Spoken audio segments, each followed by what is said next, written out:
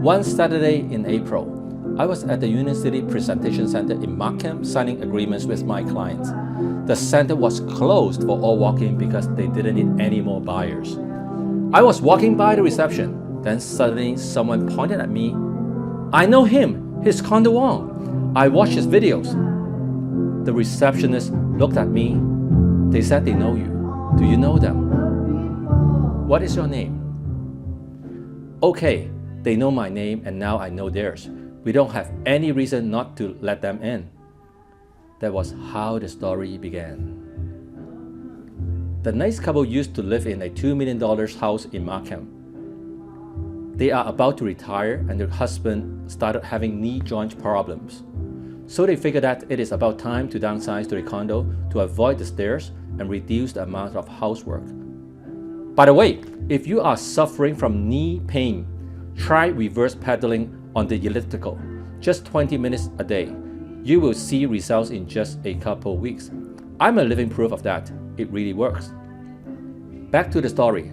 The couple sold their house a year ago for around $2 million. The plan is to move into a pre-construction condo that they bought a few years ago at Sugar Wharf. Sugar Wharf was an extremely popular pre-construction project back in 2018. It is in downtown Toronto by the waterfront, very close to Union Station. Occupancy started a couple months ago, and some of you may have rented out your unit already. As for the couple, they will be getting their unit in the summer, but they sold their house a year ago. So throughout the past year, they have been hopping around different Airbnb units. You can imagine how hectic that is. Worse yet, they got a chance to check out their 1+10 unit they bought at Sugar Wharf. Coming from their big house, they were shocked to find out what 600 square feet really means. Right away, they wanted to look for a bigger place. And that's why they came to Union City. They wanted to buy a bigger unit in a neighborhood that they are familiar with. I told them right off the bat, no, Union City is not for you. They were quite surprised I said that right in the sales office.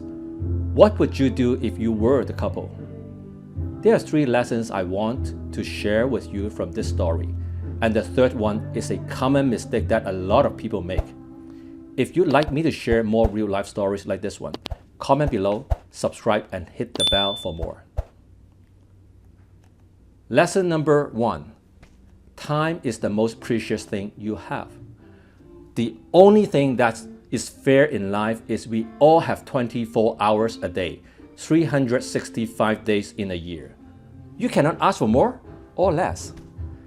It's all about how you make use of your time. That separates you from others.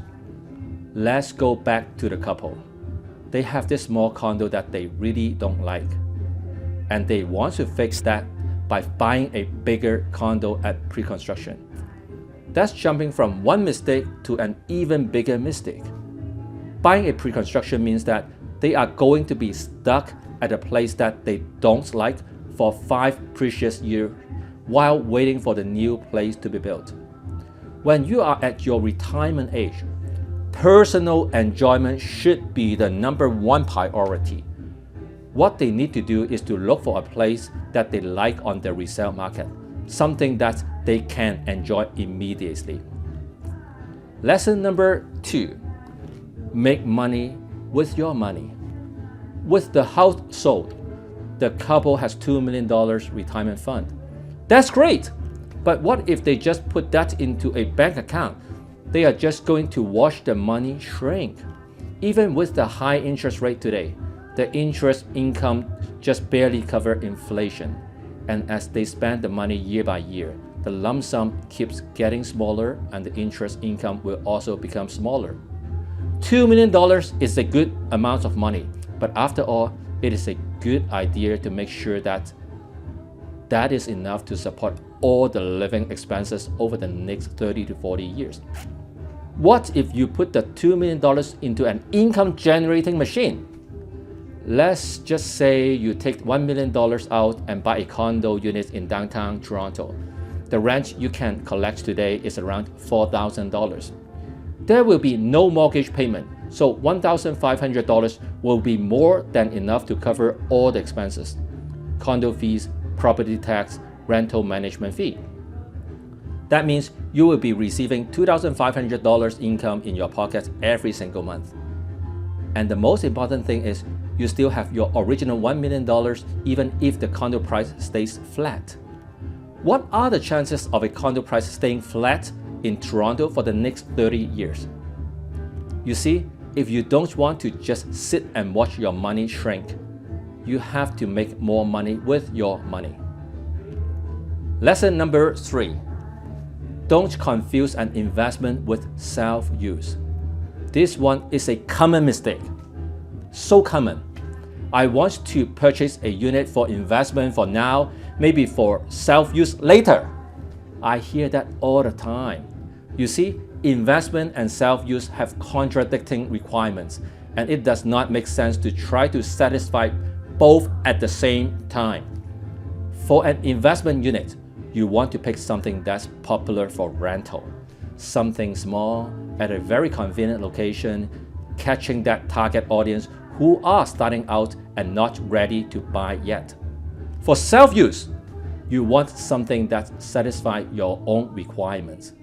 Chances are the unit you like is very different from a popular rental unit because you are more established, you have extra money to invest, and of course, your requirements will naturally be more demanding.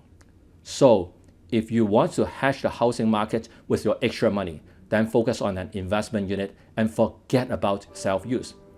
When you are ready for self-use, sell the investment unit and use the money to buy something you like.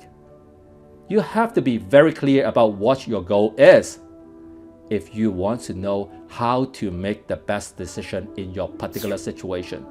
You can schedule a call with me at the link below.